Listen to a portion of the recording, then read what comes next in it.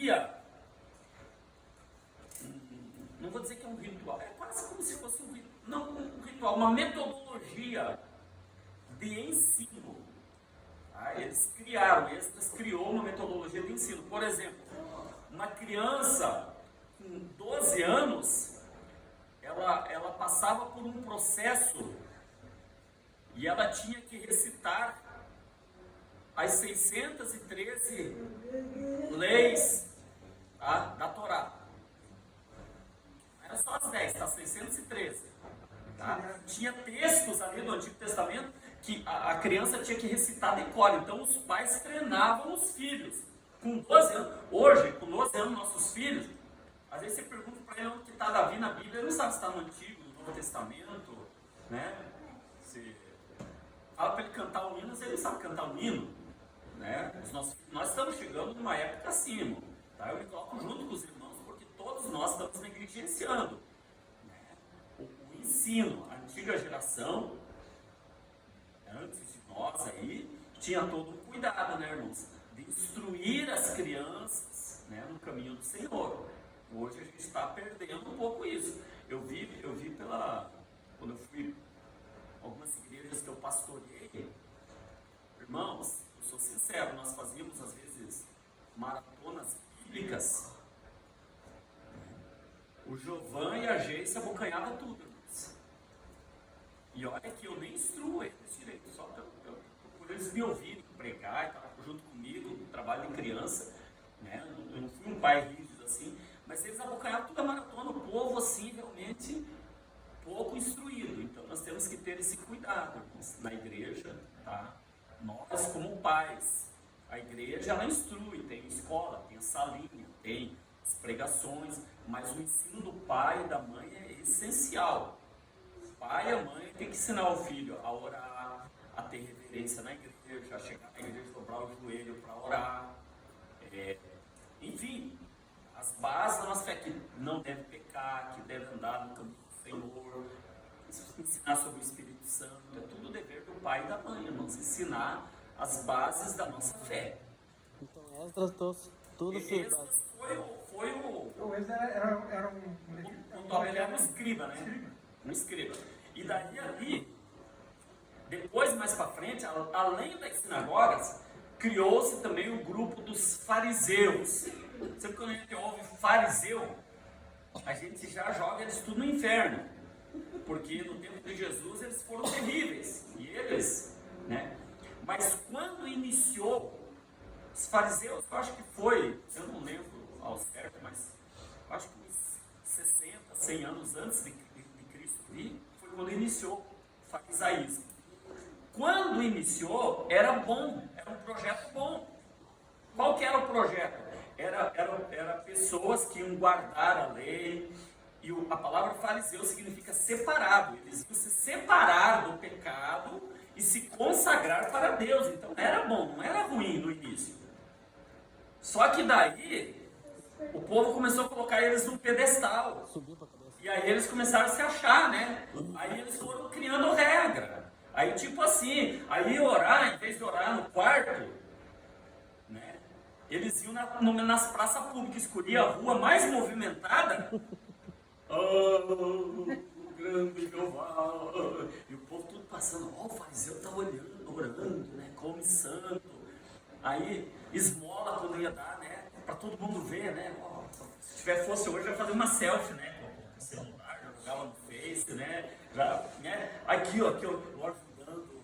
Né? Aí Jesus veio quebrando eles. Porque Jesus disse assim, vocês não sejam como fariseus hipócritas, que gostam de orar em pé pelas ruas, mas você, quando você orar, entra no teu quarto, ora em secreto ao teu Pai que está no céu, e Ele te recompensará.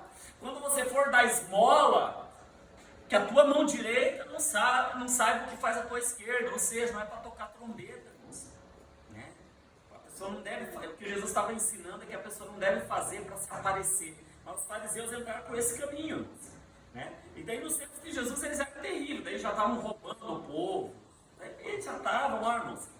Aí eles pregavam para os outros, mas eles não viviam, né? É aquele negócio, eu faço o que eu digo e não faço o que eu faço. digamos assim, a lei é só para os outros, não é para nós, enfim, né?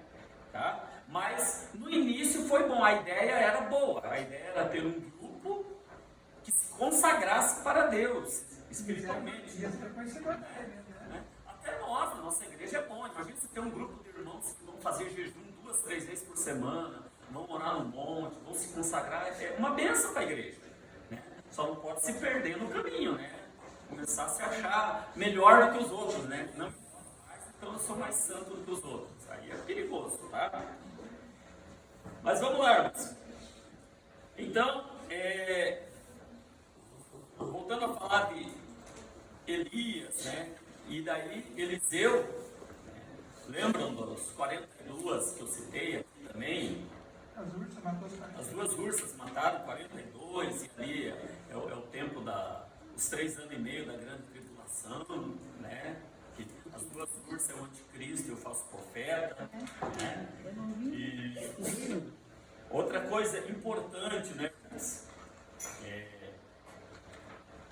O nome de Eliseu, você não sabe o que significa? Deixa eu ver se eu encontro aqui na. Eu não dei muita ênfase, né? Vamos tentar lembrar. Todos os nomes, né? Eliseu, aqui do pessoal. Oi? Meu Deus. Meu Deus do céu. Achou a página? Que página que é, filho? Meu Deus. Hã? Ah, anotação, caderno. Ah, e aí, mano? Então foi falado, viu só, irmãos? Se ela anotou, né? Foi falado. Eu queria achar a página aqui, né? Mas é isso, tá, irmãos? Eliseu, né? Meu Deus, sabe? Eliseu. Não é. Irmãos, sempre que tiver um nome bíblico ali com a palavra Eli, é sempre relacionado a Deus, tá? Elias, Eliseu, porque Eli é um dos nomes que era atribuído a Deus. Então, Eli, Deus, Zeu, salva. Teve 3 filhas qualquer dia eu vou pregar aqui para vocês sobre isso. 3 filhas de Davi que nasceu em Jerusalém, que era Eliada, Elifilete e Elisama. Eliada, Elifilete e Elisama. Só não é bem essa ordem, né? Faz tempo o cérebro também não funciona, dá um nó, né? Mas esses 3. Aí os nomes significam Deus ouve, Deus ouve,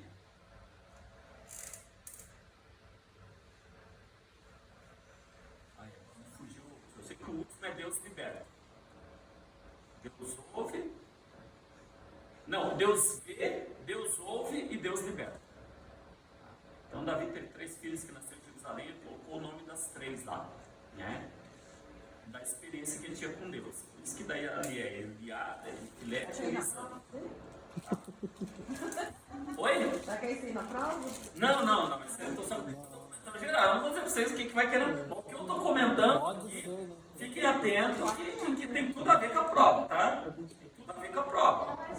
Mas não é tudo que eu estou comentando aqui que vai, né? Senão é muita questão, né? A prova é só o quê? 8 questões, eu acho. 9, 5. Aquele prova se diz assim, ó, nível de prova. 1, 2, 3, 4, 5, 6, 7, 8 questões, né? 162. 162, né? Deus salva, né? Exatamente. Tá? Eliseu, cujo nome em hebraico significa meu Deus salva, né? Que foi, né? Daí ele sucedeu o ministério de Elias. Falando um pouquinho agora sobre o cativeiro, né? Então, houve a divisão das tribos, Aí depois, o Reino Norte, em 723, 722, foi levado cativo. Depois foi levado o Reino Sul, que é o reino de Judá. O Sul, ele foi atacado 3 vezes pela Babilônia. 606 a.C., 597 e depois 587 e 586 foi quando foi levado cativo. Tá? Aí eles foram lá para a Babilônia, né? E na época, né, quem que era o imperador da Babilônia? Os irmãos lembram? Nabucodonosor, né? Quando eu acho que era o Joaquim, que está no filme, né? Aqui foi empossado depois que ele invadiu. Nabucodonosor, né, irmãos? É a figura, digamos assim, principal ali, né? Do cativeiro, mas tem outros reis babilônicos, né? Que a gente se adapta com o nome deles, né? Por exemplo, Nabonido, vocês já ouviram falar em Nabonido? Eu fiz na história lá da coisa lá, eles falaram como é que era dele ensinar. Ele olhava os astros das ruas, as coisas. Era o jeito dele. Nabonido, na verdade, ele foi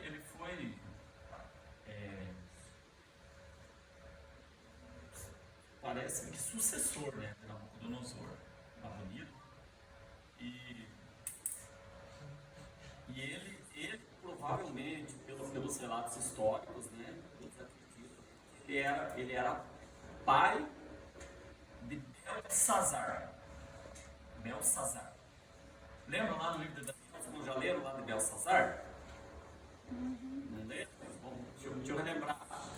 Lembra que o rei deu uma festa e chamou as concubinas, prostitutas, e daí trouxe os vasos de Deus sagrados para beber vinhos lá, e de repente no meio da festa apareceu uns dedos escrevendo na parede assim, ó, Mene, Tekel, Ufarsim, pesado, contado, dividido.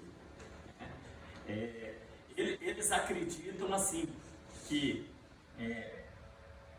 Nabonido era o sucessor de Nabucodonosor, e ele provavelmente foi fazer alguma viagem ou alguma incursão em algum país, alguma batalha, e ele deixou Belsazar interinamente como gestor. E aí Belsazar, para querer se mostrar que ele era grande, poderoso, ele resolveu dar uma festa, chamou os grandes do reino, e até aí tudo bem, está fazendo a festa, chamou concubina, prostituta, fez de tudo errado, mas Deus não está nem aí, irmãos, né? O homem está trilhando o caminho dele e ele vai colher o fruto do seu próprio pecado, mas Deus não se importa. Só que daí ele inventou de mexer com Deus, né? Disse, não, para mim mostrar que é grande, que eu sou grande, porque Nabucodonosor, quando destruiu Jerusalém, ele pegou os vasos da casa de Deus e ele preparou um quartinho lá e guardou, porque ele teve um certo temor, né? Isso daqui eu não vou mexer, o princípio do Deus lá de Israel, eu não vou mexer não. Então ele foi mais inteligente. Agora Belsazar disse, sabe o que? Eu vou mostrar que eu sou mais, né? Sou mais forte que o meu avô, né? Vou trazer esses vasos e vou tomar. Que na verdade eram utensílios, taças, né? De ouro, de prata, mas que era usado no culto, consagrado a Deus. Aí ele pegou esses vasos, colocou vinho e tomou vinho nos vasos de Deus. Aí foi o fracasso dele. Aí Deus olhou do céu, irmãos, e ó na parede. Agora imagina, você está numa festa, milhares de pessoas ali, de todo o reino, imagina, aquela festona, todo mundo bebendo, todo mundo curtindo, de repente aparece uma mão gigante na parede do palácio. Se aparecesse um homem já ia tremer, agora aparecia só a mão, assim, uma mão gigante, e a mão escrevendo assim, ó, bem grande, Mene, Tekel, Ufarsim. Aí ele gelou as tripas na hora, né? Aí chamaram Daniel lá, e Daniel já estava mais velhinho, Daniel, né? Daniel interpretou, não, teu reino foi pesado, foi achado em falta, foi contado, foi dado, foi dividido, foi dado aos medos e persas. Interessante é que eles estavam em guerra, porque os persas estavam sitiaram A história diz assim, exatamente. E eles estavam em festa e vê como a fortaleza deles era tão grande que eles não ficaram nem com medo. Né? Diz sobre isso, né? Eu também já falei um pouco sobre isso. Claro que é história, né? Mas é verídico, é algo real, é histórico, mas real realmente, que tem provas arqueológicas. Né? Então, diz a história ali que Ciro, que era persa, ele já estava com os seus exércitos e ele rodeou a Babilônia. E Belsazar assim mesmo foi dar festa, mesmo o inimigo tendo rodeado a cidade. Mas por que ele não ficou com medo? Porque as muralhas da Babilônia, irmãos, eram intransponíveis, irmãos. Se os irmãos pegar o livro do Severino Pedro e Silva, Daniel, versículo por versículo, ele dá as dimensões ali. Eram intransponíveis, irmãos. A altura das muralhas era impossível de entrar na Babilônia.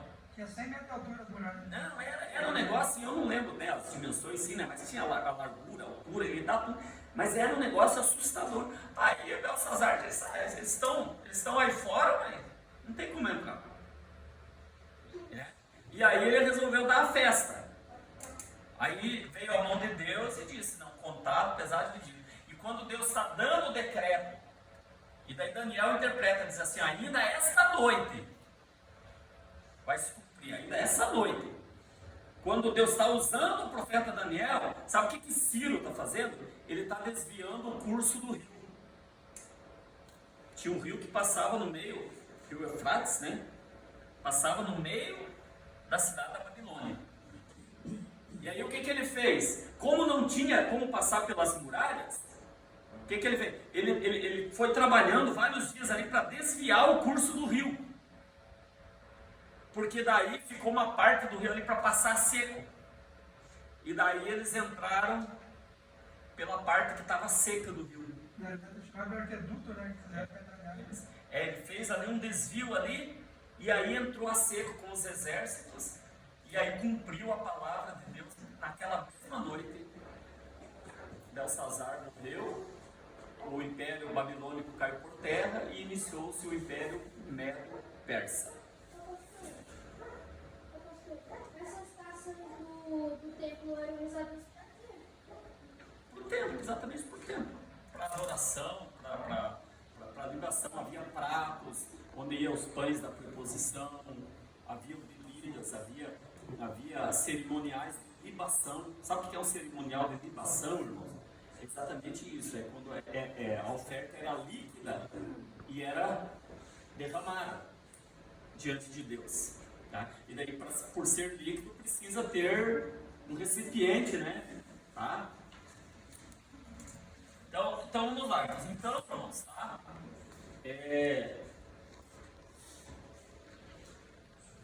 Enfim, né, irmãos? Então, Nabonido, né? Era pai de Beltesazar, tá, irmãos? Era pai de Beltesazar. E aí aconteceu, né? E daí Nabonido, infelizmente, por culpa de Beltesazar, acabou perdendo o trono também, tá? Vamos lá, irmãos. Para encerrar aqui, irmãos, se eu for passar tudo, né, irmãos? Tem bastante assunto aqui, né? E fazer uma aula inteira para reprisar tudo aqui, né? Mas eu não falei, irmãos, isso aqui é interessante. Pastor, só uma perguntinha. A questão foi Dário que entrou ou foi Ciro? Porque o Dário entrou no meio também. Veja bem, não. Por isso que o império era Medo-Persa. Medo, Dário, Persa, Ciro. O comandante, o que tinha mais voz ativa, era Ciro. Porque mesmo quando faz uma aliança, nós podemos ver que sempre um assume a liderança e outro fica como segundo. Sim, não tem como dois, né? Porque dá choque. Então a história aponta que Ciro era a voz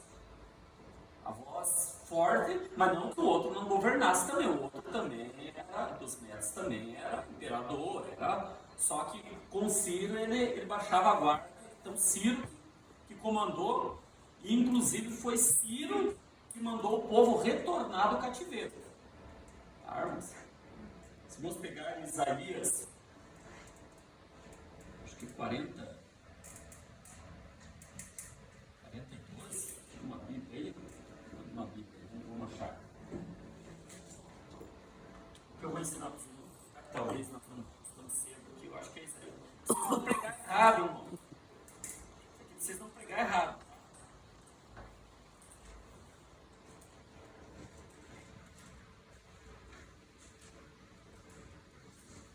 Não é 42, deixa eu só achar aqui. 40, deixa eu ver. Não, também não é.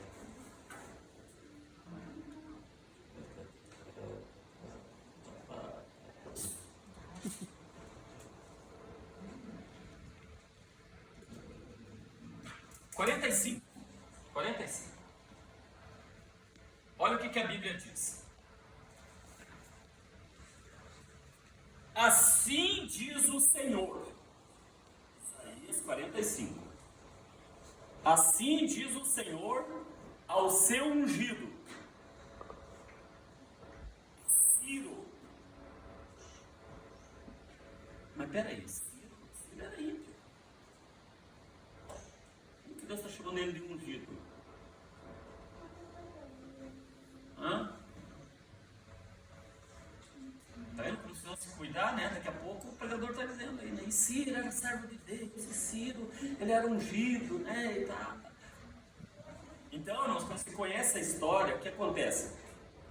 Deus aqui, se você ler o capítulo 45, ele está tratando Ciro como ungido no sentido de dar liberdade, de ter autoridade, e não ungido no sentido como nós temos de ter o Espírito Santo, no sentido de autoridade. Então Ciro seria o escolhido de Deus para abençoar o povo de Israel. Então você continua lendo o texto aqui, você começa a ver, ó como Deus está tratando com Ciro, ó. A quem tomo pela mão direita. Então Deus tomou Ciro pela mão direita para abater as nações ante a sua face. Então Deus fez de Ciro, tá? E para decidir os lombos dos reis e para abrir diante deles as portas que não se fecharão. Olha o que Deus está dizendo para Ciro: eu irei adiante de ti, endireitarei os caminhos tortuosos, quebrarei as portas de bronze e despedaçarei as trancas de ferro. Dar-te-ei, está dizendo para Ciro, os tesouros escondidos e as riquezas encobertas. Aí Deus está dizendo, para que saibas que eu sou o Senhor, o Deus de Israel, que te chama pelo teu nome, por amor do meu servo Jacó, e de Israel, o meu escolhido. Eu te chamei pelo teu nome e te pus o sobrenome, ainda que não me conheces.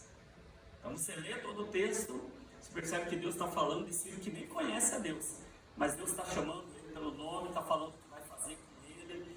Por quê? Porque ele ia abençoar Israel. Diz a história, irmãos, que aí aproximadamente 200 anos antes de Ciro nascer, já tinha essa profecia aqui. 200 anos antes de nascer, Deus já estava chamando ele pelo nome e dizendo que ele ia ser um império mundial. Aí diz a história, isso daí a gente não sabe se é verídico, mas se eu não me foge de memória, Flávio José comenta que Ciro leu isso. Alguém explicou para ele, apresentou. E aí ele creu no que estava escrito aqui. E aí ele foi conquistando, e ele acreditou que ia conquistar até a Babilônia, e conquistou até a Babilônia. Aí quando aconteceu isso, a primeira coisa que ele fez foi abençoar o povo de Israel. Então Deus fez tudo isso por causa de Israel, por causa de Israel e de meu servo Jacó, por causa da nação de Israel. Deus permitiu que a Babilônia tomasse Israel e permitiu que Ciro pegasse. Exatamente. Então Deus já preparou alguém para corrigir Israel, que foi Nabucodonosor através do cativeiro, mas já permitiu alguém também, já levantou um rei para ajudar Israel a retornar. Deus mostrou, acho que para Abacuque também foi. Para Abacuque levantar os caldeus e os caldeus. Abacuque Deus mostrou falando do juízo que havia através de Nabucodonosor e da Babilônia, né? E daí ele não aceita, né? Ele diz assim, mas o Senhor vai usar uma nação que é pior do que nós para nos corrigir, né? E tem toda aquela conversa de Abacuque ali, né? Aí no final ele aceita, né? A correção e a vontade de Deus, né? Mas ele questiona no início do livro ali, tá? Mas então, irmãos, tá? Quando Ciro assumiu o trono, Ciro foi benevolente com Israel por causa da profecia de Isaías. E daí ele já deu carta e disse assim, não, o povo vai voltar e ainda vai, os reis das províncias vão dar mantimento para eles, vão dar madeira para reconstruir o templo. Então Israel voltou e não voltou assim, né, digamos assim, com uma mão na frente e outra atrás. Não, eles voltaram com provisão, irmãos, para reconstruir o templo. Tá? Aí cumpriu-se o Salmo de número 126. Salmo 126 é quando eles estão retornando do cativeiro, tá, irmão? Você vê o Salmo 126, presta atenção e começa a imaginar um povo que estava cativo e que está retornando agora para Jerusalém. Aí ele começa dizendo assim, quando o Senhor restaurou a sorte de Sião, estávamos como quem sonha. Então a nossa boca se encheu de riso, a nossa língua de cântico, porque entre as nações se dizia, grandes coisas fez ao Senhor a estes, por isso estamos alegres. Na verdade, grandes fez o Senhor a nós, por isso estamos alegres. Ó Senhor, restaura a nossa sorte como as torrentes do Negev. Enfim, era uma parte deserta, que alguns meses do ano e se formava um rio ali, né? Então ele está dizendo, falando da restauração, né? Daí no final lá do Salmo 126 ele diz assim, aquele que leva a preciosa semente, andando e chorando, voltará com alegria trazendo os seus molhos, né? Aí a gente usa esse texto para evangelizar, irmãos, aquele que leva a preciosa semente, a palavra de Deus é a semente. Eu não estou dizendo que é errado, porque realmente a palavra de Deus é uma semente. Aí nós temos que semear. Jesus disse que nós temos que semear, tá? Mas o texto aqui do Salmo 126 não está falando de evangelismo. Está falando de restauração.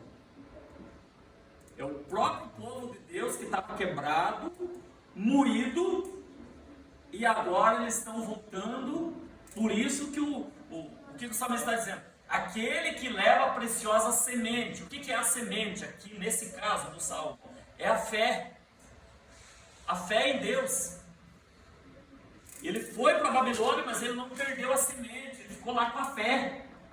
Aquele que leva a preciosa semente andando e chorando.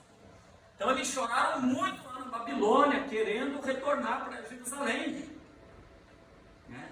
Aí ele diz assim, aquele que leva a preciosa semente, andando e chorando, voltará com alegria, trazendo em suas mãos a colheita, o resultado daquele choro, o resultado daquele sofrimento, daquela peregrinação.